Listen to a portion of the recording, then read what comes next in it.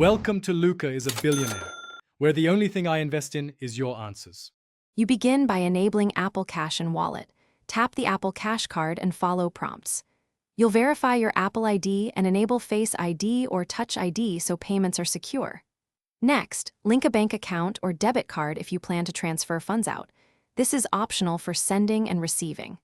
Once done, Apple may ask for basic identity details, supply your name, date of birth, and the last four of your SSN to lift limits. Now you use Apple Cash to send and receive money. In Messages, tap the Apple Cash button, enter an amount, and hit Pay. You can also use Siri to send money hands-free. Make sure to set your default card for Apple Pay within settings so purchases draw from the right source, and configure automatic transfers if you want funds moved to your bank.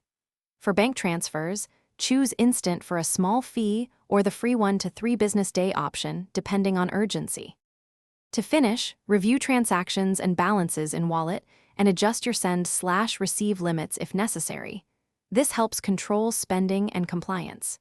If a payment fails or is missing, open the transaction, report the problem, and contact Apple support directly through Wallet, explain what happened, and provide timestamps.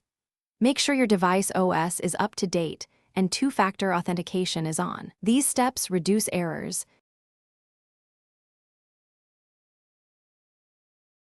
Thanks for watching and please subscribe. It's the best investment you'll ever make.